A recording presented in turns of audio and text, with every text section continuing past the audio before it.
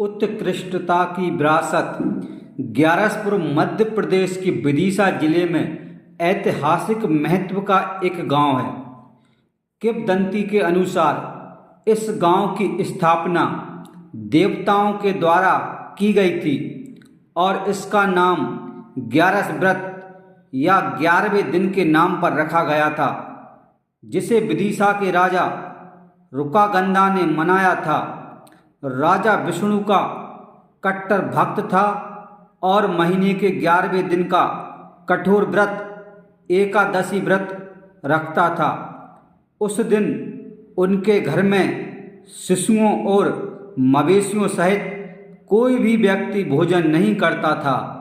एक बार उनका दामाद शोभन एकादशी के दिन उनके महल में आया।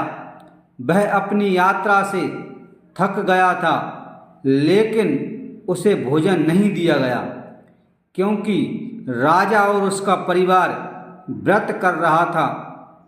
परिणाम स्वरूप उनकी मृत्यु हो गई। हालांकि उन्हें अगली दुनिया में पूर्ण प्रतिफल से अधिक प्राप्त हुआ। 2 या 3 साल बाद एक ब्राह्मण ग्यारसपुर के पास आया और रुक गया। रात्रि में उसने एक विचित्र घटना देखी। विष्णु के दूत नीचे उतरे, उस स्थान को साफ किया और एक दरबार स्थापित किया। कुछ देर बाद शोभन नीचे आए और दरबार संभालने के लिए अपना स्थान ग्रहण किया। चूँकि वे हर रात अपना दरबार लगाते थे, इसलिए उस स्थान को शोभनापुरी के नाम से जाना जाने लगा, लेकिन ये ग्यारसपुर के नाम से अधिक मनाया जाने लगा क्योंकि ग्यारस ही वह दिन था जिससे उनका उत्थान हुआ था। स्थानीय लोग गांव की स्थापना का श्रेय मान नामक गोंड मुखिया को देते हैं, जिन्होंने जबलपुर के पास गढ़ा मधाला पर शासन किया था। मुखिया कुष्ठ रोग से पीड़ित था और ग्यारसपुर की प्रसिद्धि सुनकर गांव आया था। स्थानीय पानी पीने से वे ठीक हो गया। उन्होंने 3 तालाबों की खुदाई की। एक दक्षिण पश्चिम में मदागन के नाम से जाना जाता था और 2 उत्तर पूर्व में बड़ा तालाब मानसरोवर के नाम से जाना जाता था। गांव की प्राचीन वस्तुओं को सबसे पहले J.D. बेगलर ने प्रकाश में लाया था, जिन्होंने 1871-72 में शहर की खोज की थी। उन्हें स्थानीय लोगों के बीच कोई किंवदंती या परंपरा प्रचलित नहीं मिली, सिवाय इसके कि मंदिरों का विनाश नौरंगशाह या औरंगजेब के शासनकाल के दौरान मोहम्मदियों द्वारा किया गया था। बेगलर द्वारा देखे गए सभी स्तूप कथित तौर पर यूरोपीय लोगों द्वारा खोले गए थे। अलेक्जेंडर कनिंघम ने 1874-75 में गांव का दौरा किया था। वह बताते हैं कि ये गांव एक समय काफ़ी महत्वपूर्ण रहा होगा क्योंकि गांव में और इसके आसपास मध्यकालीन काल के कई बेहतरीन मंदिरों के अवशेष बिखरे हुए हैं। कनिंघम गांव से जुड़ी कोई किंवदंती नहीं बताता है और 4 प्रमुख स्मारकों 8 खम्मा, बाजरा मठ, हिंडोला तोरण और माला देवी का वर्णन करता है। D.R. भंडारकर ने 1914 में दौरा किया था और पुरा अवशेषों के साथ साथ स्थानीय परंपराओं और किंवदंतियों का विस्तार से वर्णन किया था।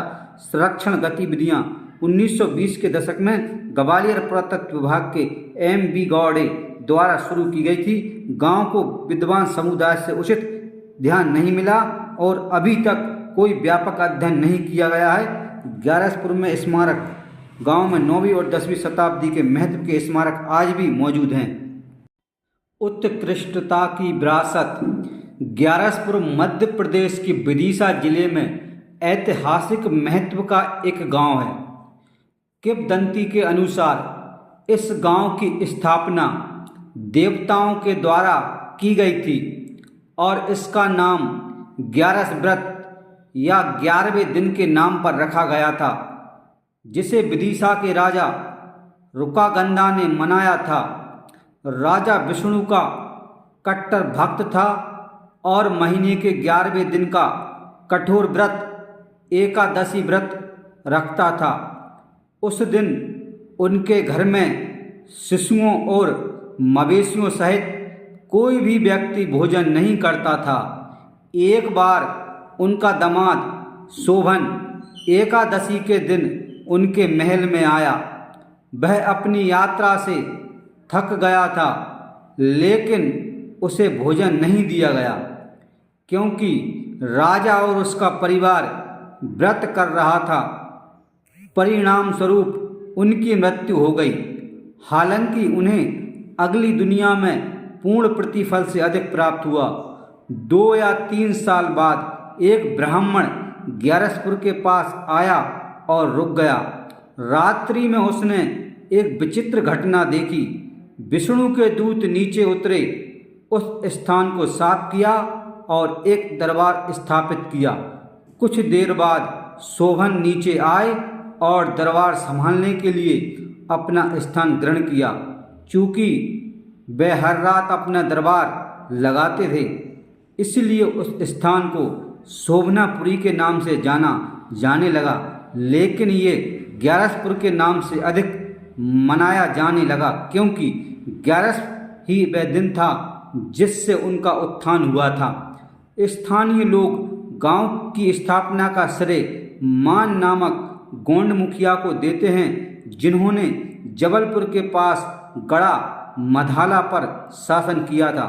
मुखिया कुष्ठ रोग से पीड़ित था और ग्यारसपुर की प्रसिद्धि सुनकर गांव आया था। स्थानीय पानी पीने से वे ठीक हो गया। उन्होंने 3 तालाबों की खुदाई की। एक दक्षिण पश्चिम में मदागन के नाम से जाना जाता था और 2 उत्तर पूर्व में बड़ा तालाब मानसरोवर के नाम से जाना जाता था। गांव की प्राचीन वस्तुओं को सबसे पहले J.D. बेगलर ने प्रकाश में लाया था, जिन्होंने 1871-72 में शहर की खोज की थी।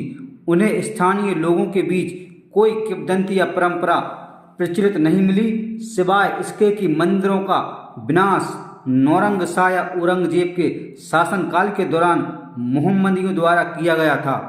बेगलर द्वारा देखे गए सभी स्तूप कथित तौर पर यूरोपीय लोगों द्वारा खोले गए थे। अलेक्जेंडर कनिंघम ने 1874-75 में गांव का दौरा किया था। वह बताते हैं कि ये गांव एक समय काफ़ी महत्वपूर्ण रहा होगा क्योंकि गांव में और इसके आसपास मध्यकालीन काल के कई बेहतरीन मंदिरों के अवशेष बिखरे हुए हैं। कनिंघम गांव से जुड़ी कोई किंवदंती नहीं बताता है और 4 प्रमुख स्मारकों 8 खम्मा, बाजरा मठ, हिंडोला तोरण और माला देवी का वर्णन करता है। D.R. भंडारकर ने 1914 में दौरा किया था और पुरा अवशेषों के साथ साथ स्थानीय परंपराओं और किंवदंतियों का विस्तार से वर्णन किया था। संरक्षण गतिविधियां 1920 के दशक में ग्वालियर पुरातत्व विभाग के M.B. गौड़े द्वारा शुरू की गई थी। गांव को विद्वान समुदाय से उचित ध्यान नहीं मिला और अभी तक कोई व्यापक अध्ययन नहीं किया गया है।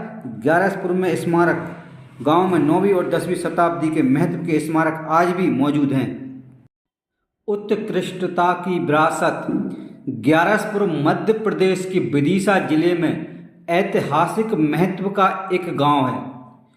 किंवदंती के अनुसार इस गांव की स्थापना देवताओं के द्वारा की गई थी और इसका नाम ग्यारस व्रत या 11वें दिन के नाम पर रखा गया था, जिसे विदिशा के राजा रुकागंदा ने मनाया था।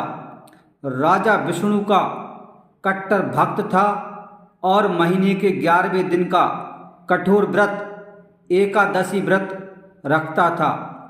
उस दिन उनके घर में शिशुओं और मवेशियों सहित कोई भी व्यक्ति भोजन नहीं करता था।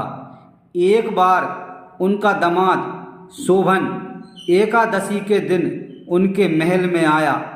वह अपनी यात्रा से थक गया था, लेकिन उसे भोजन नहीं दिया गया क्योंकि राजा और उसका परिवार व्रत कर रहा था। परिणाम स्वरूप उनकी मृत्यु हो गई।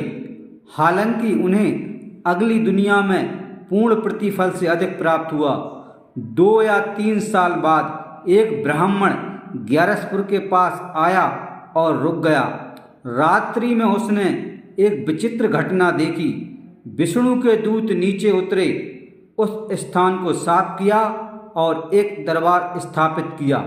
कुछ देर बाद शोभन नीचे आए और दरबार संभालने के लिए अपना स्थान ग्रहण किया।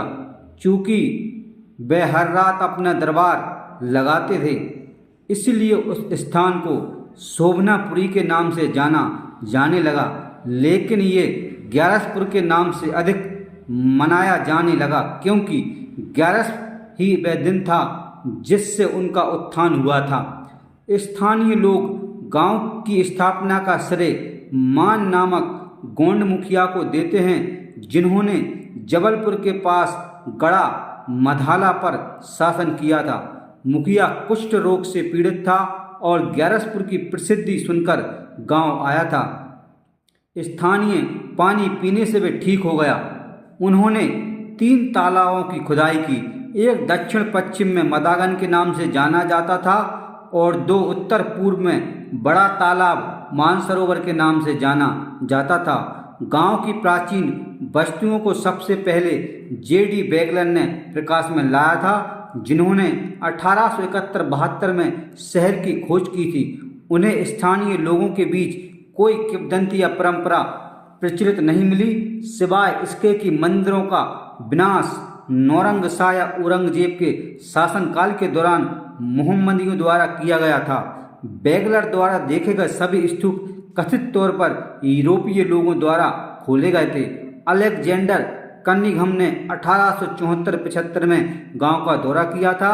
वह बताते हैं कि यह गांव एक समय काफ़ी महत्वपूर्ण रहा होगा, क्योंकि गांव में और इसके आसपास मध्यकालीन काल के कई बेहतरीन मंदिरों के अवशेष बिखरे हुए हैं।